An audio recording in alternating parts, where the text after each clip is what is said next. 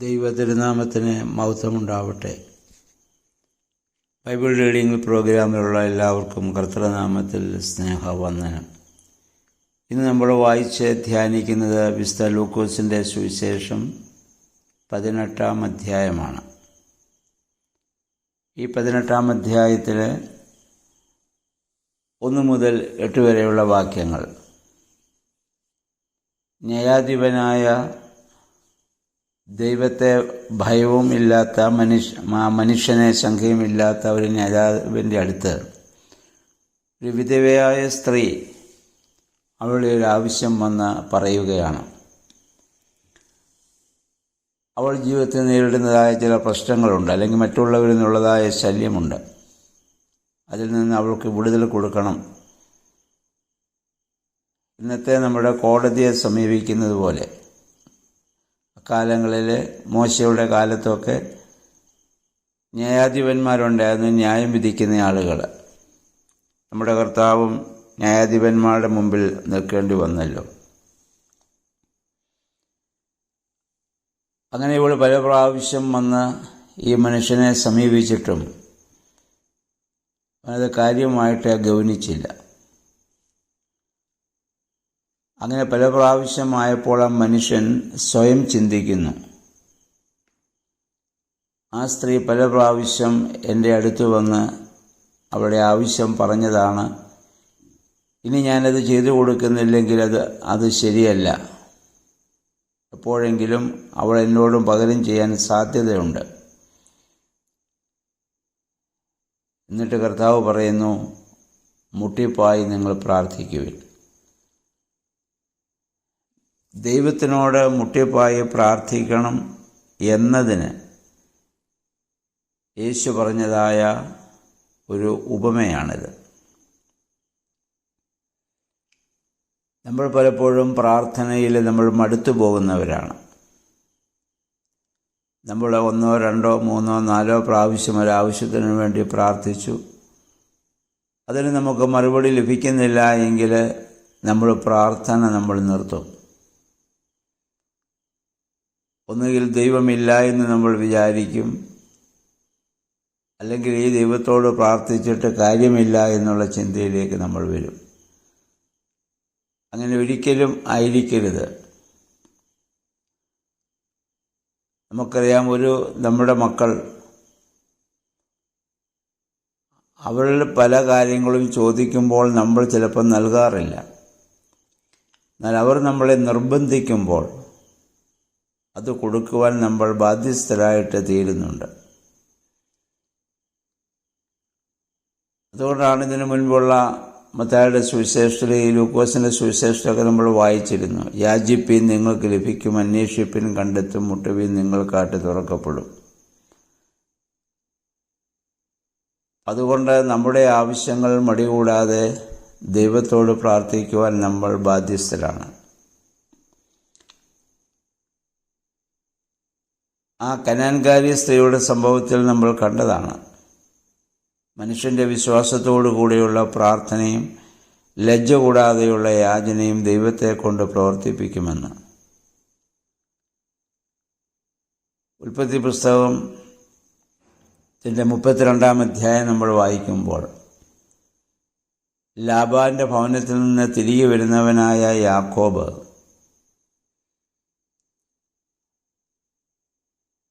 ലാബാന്റെ ഭവനത്തിൽ നിന്ന് മടങ്ങിപ്പോരുമ്പോൾ ഏശാവിൻ്റെ അടുത്തേക്കാണ് അവന് പോവേണ്ടത്. ഏശാവിന് ഭയമാണ്. ഭാര്യയെയും മക്കളെയും തനിക്കുള്ള സകല സമ്പത്തും തോടിനക്കരെ വിട്ടിട്ട് കെദ്രോൻ തോടിൻ്റെ ആ തീരത്ത് യാക്കോബ് ഏകനായിരിക്കുമ്പോൾ ദൈവദൂതനുമായി അവിടെ ഒരു മൽപ്പിടുത്തം നടക്കുന്നതായി നമ്മൾ വായിക്കുന്നു. അവിടെ യാക്കോബ് ദൈവത്തോട് പറയുന്നുണ്ട്, ആ ദൂതനോട് പറയുന്നു, നീ എന്നെ അനുഗ്രഹിച്ചല്ലാതെ ഞാൻ നിന്നെ വിടുകയില്ല. അവിടെ മൽപ്പിടുത്തം നടത്തുമെന്ന് പറഞ്ഞാൽ ആശ്ചര്യമായി ഒരു യുദ്ധം നടന്നു എന്നതിനേക്കാൾ അവൻ്റെ മനസ്സിലുണ്ടായ ഭയങ്കരമായ സംഘർഷമാണ്. കാരണം 10-21 വർഷമായി താൻ സമ്പാദിച്ചതെല്ലാം തനിക്ക് നഷ്ടപ്പെടുകയാണ്. തൻ്റെ ജീവന് പോലും ഭീഷണി നേരിട്ടിരിക്കുകയാണ്. ഈ ഒരു സന്ദർഭത്തിൽ ദൈവത്തോട് അവൻ മല്ലുപിടിക്കുന്നു. നീ എന്നെ അനുഗ്രഹിച്ചല്ലാതെ ഞാൻ നിന്നെ വിടുകയില്ല. അവിടെയാണ് യാക്കോബ് അനുഗ്രഹം ഏറ്റുവാങ്ങുന്നത്. ദൂതൻ അവനോട് പറയുന്നു, യാക്കോബ് എന്ന പേര് പോലും മാറി, കൗശലക്കാരൻ എന്നുള്ള പേര് പോലും മാറിയിട്ട് ദൈവം വിധിച്ചു എന്നർത്ഥമുള്ള ഇസ്രായേൽ എന്ന പേരിന് അവിടെ യോഗ്യനായിട്ട് തീരുകയാണ്. പിന്നീട് നമ്മൾ യാക്കോബിനെ കാണുന്ന ഫറവോൻ്റെ സന്നിധിയിൽ കൈ ഉയർത്തി ഫറവോനെ അനുഗ്രഹിക്കുന്ന ഒരു യാക്കോബിനെ പിന്നെ നമുക്ക് കാണാൻ പറ്റുന്നുണ്ട്. ജീവിതത്തിൽ വന്നതായ മാറ്റം, യാക്കോബിൻ്റെ ജീവിത സ്വഭാവം മാറി, ജീവിതം മാറി, കാഴ്ചപ്പാടുകൾ മാറി. ഇതുപോലെ അതിനുവേണ്ടി ദൈവം തരുന്ന ഓരോ മുഖാന്തരങ്ങളാണ് ദൈവത്തോട് വീണ്ടും വീണ്ടും പ്രാർത്ഥിക്കാനുള്ള അവസരങ്ങളെ നമുക്കൊരുക്കുന്നത്. അതിലൂടെയാണ് നമ്മൾ രൂപാന്തരപ്പെടുന്നത്. ചോദിക്കുന്നത് ഉടനെ നമുക്ക് ലഭിച്ചാൽ നമുക്ക് വലിയ നന്ദി ഉണ്ടാവണമെന്നില്ല. അത് കഴിയുമ്പോൾ നമ്മൾ ദൈവസന്നിധി വിട്ടു പോകും. ദൈവത്തിന് നമ്മളെപ്പോഴും ദൈവത്തിൻ്റെ അടുത്തിരിക്കുവാനുള്ള ദൈവത്തിൻ്റെ ഒരു വലിയ ആഗ്രഹമായി നമ്മൾ ചോദിക്കുന്നത് ഉടനെ നമുക്ക് ലഭിക്കാത്ത സാഹചര്യത്തെ നമ്മൾ മനസ്സിലാക്കുക. വീണ്ടും ദൈവത്തിൻ്റെ സന്നിധിയിലായിരിക്കുവാൻ ദൈവം ആഗ്രഹിക്കുന്നു. അതുകൊണ്ട് ഏതാവശ്യവും നമുക്ക് ദൈവസന്നിധിയിൽ പറയാം, മുട്ടിപ്പായി യാചിക്കാം. എന്നാൽ ഒരു കാര്യം കൂടി ചേർത്ത് പ്രാർത്ഥിക്കുന്നത് നന്നായിരിക്കും. അവിടുത്തെ ഹിതമെങ്കിൽ എനിക്ക് നൽകണം. പരിശുദ്ധ അമ്മയും നമ്മുടെ കർത്താവും ഒക്കെ അത് പ്രാർത്ഥിച്ചതിനു മുമ്പ് നമ്മൾ ചിന്തിച്ചതാണ്. ഇതാ ഞാൻ കർത്താവിൻ്റെ ദാസി, അവിടുത്തെ ഹിതം പോലെ എനിക്ക് ഭവിക്കട്ടെന്നും, പിതാവേ എൻ്റെ ഇഷ്ടമല്ല അവിടുത്തെ ഇഷ്ടം പൂർണ്ണമാകട്ടെ എന്നും പറയാൻ നമുക്ക് സാധിച്ചാൽ അതേറെ അനുഗ്രഹപ്രദമായ ഒരനുഭവമായിരിക്കും. പിന്നീട് അവസാനം അത് വിശ്വാസത്തിൻ്റെ പൂർണ്ണതയിൽ നിന്ന് മാത്രമേ വീണ്ടും വീണ്ടും നമുക്ക് പ്രാർത്ഥിക്കാൻ സാധിക്കുകയുള്ളൂ. വിശ്വാസം നമുക്ക് ഇല്ല എങ്കിൽ 1 or 2 പ്രാവശ്യം ചോദിച്ചിട്ട് നമ്മൾ മടങ്ങിപ്പോകും. ഇതിനു മുൻപ് 11-ാം അധ്യായത്തിൽ നമ്മൾ ചിന്തിച്ചതാണ് കൂട്ടുകാരൻ്റെ അടുത്ത് അപ്പം വായ്പ വാങ്ങാൻ ചെന്ന മനുഷ്യനെക്കുറിച്ച്. അകത്തുനിന്ന് മറുപടി ഉണ്ടായി, ഞാൻ കിടന്നുപോയി, പൈതങ്ങൾ എൻ്റെ കൂടെ കിടക്കുന്നു, എഴുന്നേൽക്കുവാൻ എനിക്ക് മനസ്സില്ല. അപ്പമില്ല എന്ന് പറയുന്നില്ല. പക്ഷേ ആ മനുഷ്യൻ വീണ്ടും വീണ്ടും മുട്ടിച്ചപ്പോൾ, ആവശ്യപ്പെട്ടപ്പോൾ അവൻ എഴുന്നേറ്റ് വേണ്ടുന്നിടത്തോളം അവന് കൊടുത്തുവെന്നാണല്ലോ നമ്മൾ വായിച്ചത്. ആയതുപോലെ ദൈവസന്നിധിയിൽ നിരന്തരമായി മുട്ടുമടക്കുന്ന, പ്രാർത്ഥിക്കുന്ന, യാചിക്കുന്ന അനുഭവം നമുക്കുണ്ടാകണം. അത് നമ്മുടെ സ്വാർത്ഥതയ്ക്ക് വേണ്ടി മാത്രമല്ല. നമ്മൾ നേരത്തെ ചിന്തിച്ചു, ആ മനുഷ്യൻ അപ്പം ചോദിച്ചത് അവന് വേണ്ടിയായിരുന്നില്ല, തൻ്റെ ഭവനത്തിൽ വന്ന മറ്റൊരു സ്നേഹിതന് വേണ്ടിയായിരുന്നു. ആയതുപോലെ നമ്മുടെ ആവശ്യങ്ങൾ നമ്മൾ യാചിക്കുന്നത് പോലെ മറ്റുള്ളവർക്ക് വേണ്ടിയും ദൈവസന്നിധിയിൽ പ്രാർത്ഥിക്കുവാൻ നമ്മൾ ബാധ്യസ്ഥരാണ്.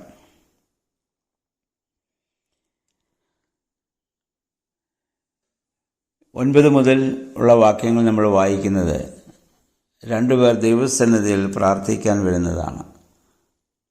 ഒരു ചുങ്കക്കാരനും ഒരു പരീശനും. ഇവിടെ പരീശൻ്റെ പ്രാർത്ഥന എന്താണ്? അവൻ പ്രാർത്ഥിക്കുന്നുവെങ്കിലും അവനെക്കുറിച്ച് തന്നെ അവൻ നൽകുന്ന സാക്ഷ്യപത്രമാണ് അവൻ്റെ പ്രാർത്ഥന. സ്വയത്തോട് മാത്രമായിരുന്നു അയാൾ തൻ്റെ ആ ഭക്തിയെ ഇത് കണ്ടിരുന്നത്. ഇന്നത്തെ പല പ്രാർത്ഥനയും ഏതാണ്ട് ഇതുപോലൊക്കെ അല്ലേ എന്ന് നമ്മൾ ചിന്തിക്കേണ്ടതാണ്.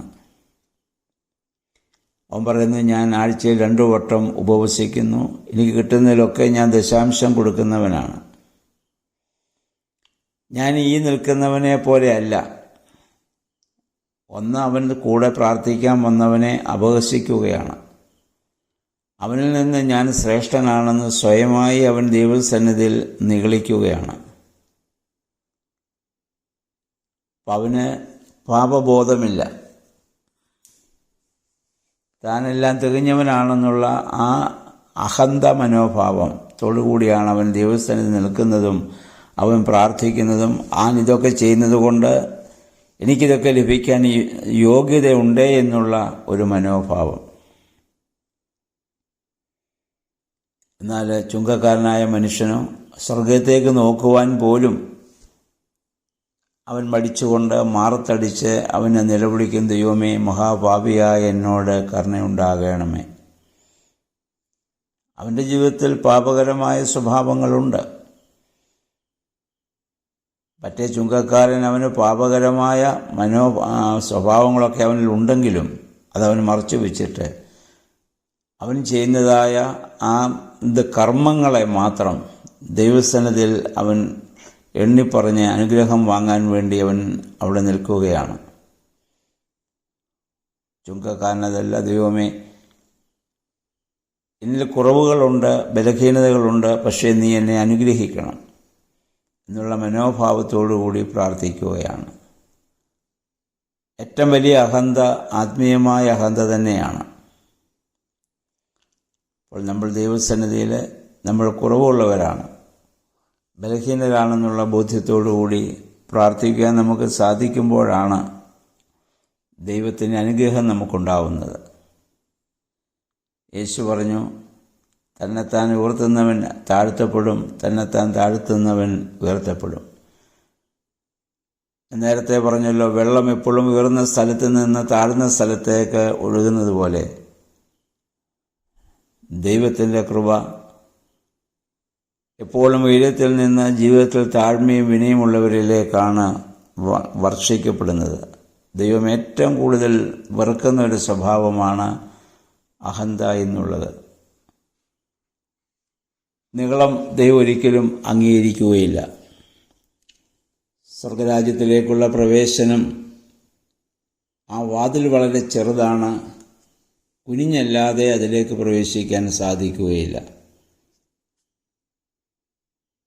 അതുകൊണ്ട് ആ വാതിൽ, ദൈവം വാതിലാണ്, ആ വാതിൽ വളരെ പൊക്കം കുറഞ്ഞതാണ്. ആയാസപ്പെട്ട് മാത്രമേ അതിലേക്ക് പ്രവേശിക്കാൻ നമുക്ക് സാധിക്കുകയുള്ളൂ. എല്ലാ ഹൃദയവും പരിശോധിക്കുന്നവനായ ദൈവത്തിൻ്റെ സന്നിധിയിൽ സ്വയനീതീകരണത്തിന് യാതൊരു സ്ഥാനവുമില്ല. ആ പരീശൻ അവന് ഒരു ചീത്തയായ മനുഷ്യനെ നമുക്ക് പറയാൻ സാധിക്കുകയില്ല. ആണെങ്കിൽ അവൻ ദൈവസന്നിധിയിൽ അവൻ വരത്തില്ലായിരുന്നല്ലോ. എന്നാൽ ദൈവത്തിൻ്റെ സന്നിധിയിൽ അവൻ കുറവുള്ളവനായിരുന്നു. ഇനി നമ്മൾ 15 മുതലുള്ള വാക്യങ്ങൾ വായിക്കുന്നത്, ശിശുക്കളെ കൈവച്ച് അനുഗ്രഹിക്കുവാൻ മാതാപിതാക്കൾ കൊണ്ടുവന്നപ്പോൾ ശിഷ്യന്മാർ അവരെ ശാസിക്കുന്നതാണ്.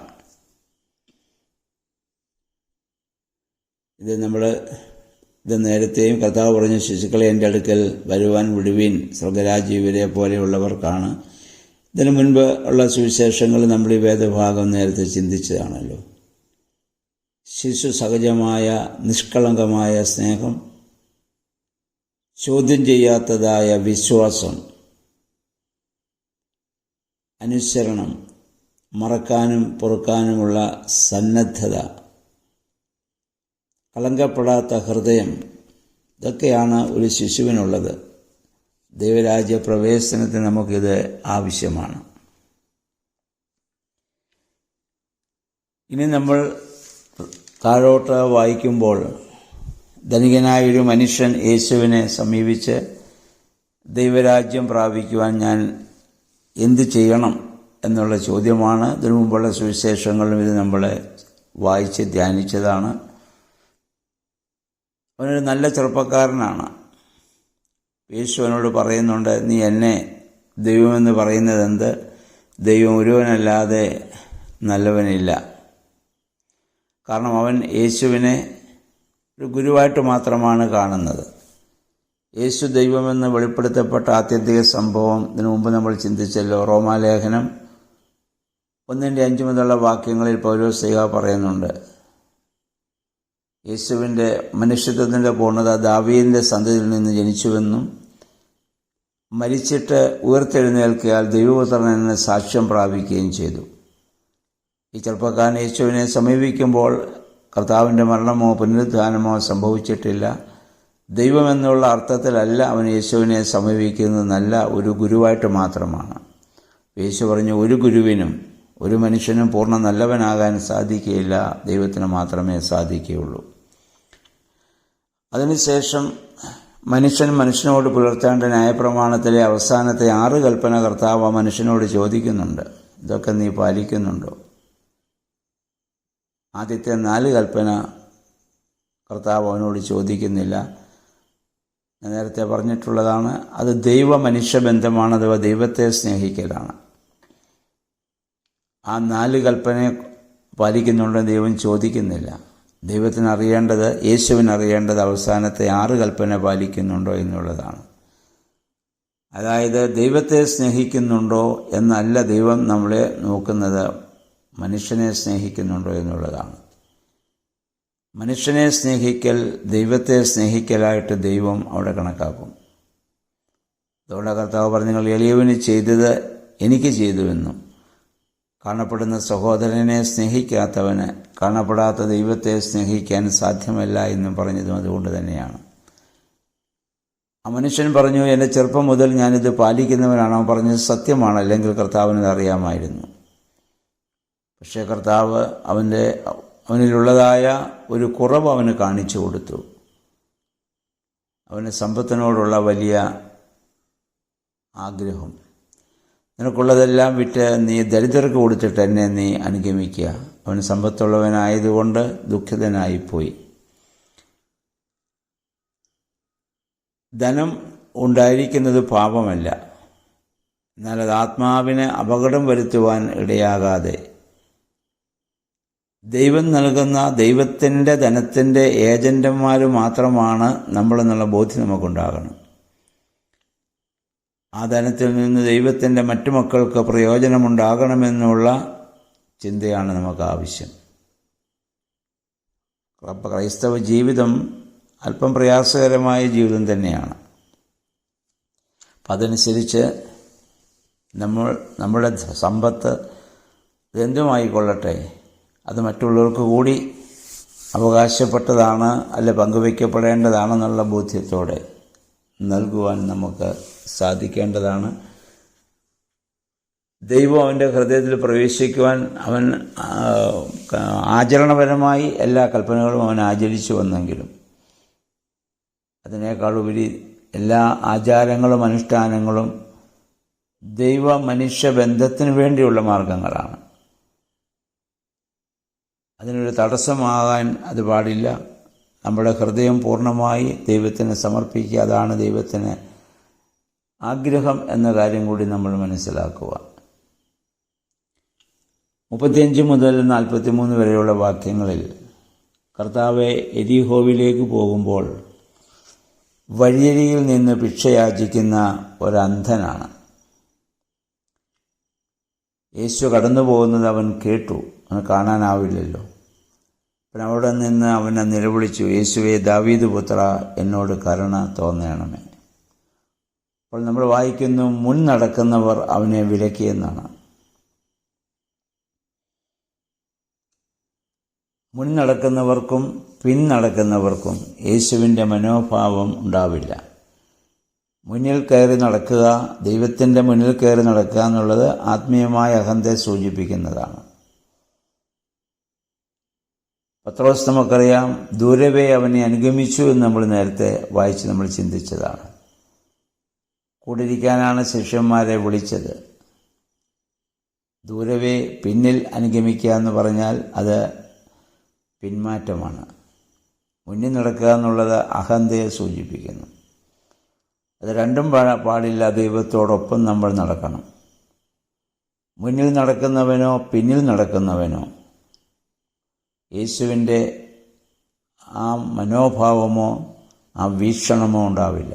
അത് മനസ്സിലാക്കാനും സാധിക്കില്ല. അവന് രോഗികളും കഷ്ടത അനുഭവിക്കുന്നവനും അത് നിലവിളിക്കുന്നവനും ഒരു ശല്യമായി തോന്നും. പക്ഷേ കർത്താവിൻ്റെ കൂടെ നടന്നാൽ മാത്രമേ അവനോട് മനസ്സലിവ് തോന്നുകയുള്ളൂ, കരുണ തോന്നുകയുള്ളൂ. അപ്പോൾ കർത്താവിൻ്റെ കൂടെ നമ്മൾ നടക്കലാണ് വേദപുസ്തക വായനയും പ്രാർത്ഥനയും ധ്യാനവും ആധ്യാത്മികമായ എല്ലാ കർമ്മങ്ങളും കർത്താവിൻ്റെ കൂടെ നടക്കുന്ന അവസ്ഥയിലേക്ക് നമ്മളെ നയിക്കണം. അല്ലെങ്കിൽ ഞാൻ ഇത്രയും ബൈബിൾ വായിച്ചു, എനിക്കിതൊക്കെ അറിയാമെന്നുള്ള ഒരു അഹന്ത ഒരിക്കലും നമ്മളുണ്ടാവാൻ പാടില്ല.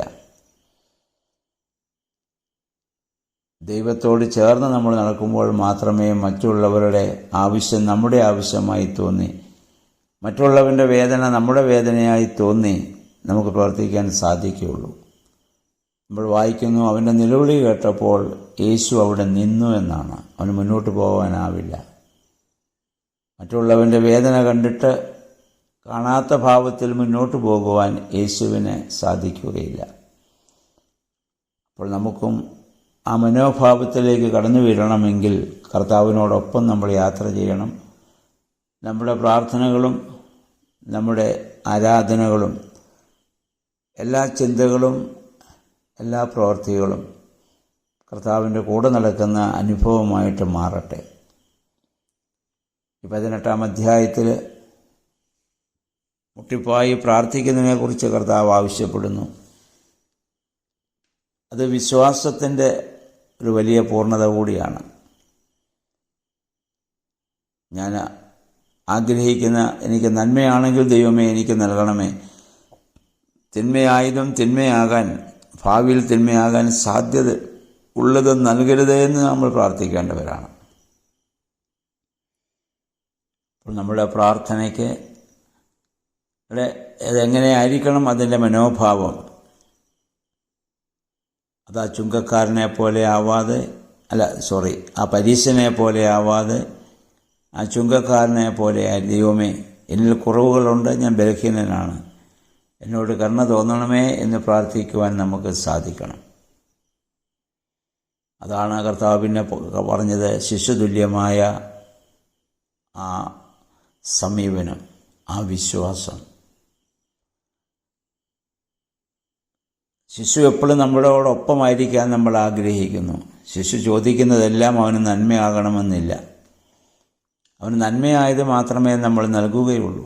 എത്ര യാചിച്ചാലും ഒരു കുഞ്ഞ് നമ്മളടുത്ത് വന്ന് മൂർച്ചയേറിയൊരു കത്തി ഒരു കുഞ്ഞ് നമ്മളോട് ചോദിച്ചാൽ കുഞ്ഞിനത് ഇഷ്ടമാണ്. ആ കത്തി നമ്മളതുകൊണ്ട് പല കാര്യം ചെയ്യുന്നത് അവൻ കാണുന്നുണ്ടാകും. പക്ഷെ അവൻ്റെ കരങ്ങളത് കൊടുത്താൽ അവൻ അപകടമുണ്ടാക്കും. അപ്പം അതുകൊണ്ടാണ് നമ്മൾ ചോദിക്കുന്ന പല കാര്യങ്ങളും ഇന്നല്ലെങ്കിൽ നാളെ നമുക്ക് ദോഷകരമാകുമെന്നുണ്ടെങ്കിൽ ചിലപ്പോൾ നമുക്കത് ലഭിക്കുകയില്ല. ഏതാണ് ആത്യന്തിക നന്മ, ഏതാണ് ആത്യന്തിക തിന്മ എന്ന് മനസ്സിലാക്കാൻ സാധിക്കുന്നവൻ ദൈവം മാത്രമാണ്. അപ്പോൾ ദൈവഹിതത്തിന് നമ്മൾ പൂർണ്ണമായി നമ്മൾ സമർപ്പിക്കുക. അതുകൊണ്ടാണ് പിന്നെ അതിനോട് ചേർന്ന ശിശുക്കളുടെ കാര്യം കർത്താവ് പറയാൻ കാരണമായത്. എരിഹോയിലേക്ക് പോകുന്ന ആ അന്ധനെ, അങ്ങനെ വേദന അനുഭവിക്കുന്നവനെ ക്രിസ്തുവിനോട് ചേർന്ന് നമ്മൾ അത് നടക്കുമ്പോൾ അവൻ്റെ ആവശ്യം നമുക്ക് മനസ്സിലാക്കാൻ സാധിക്കും.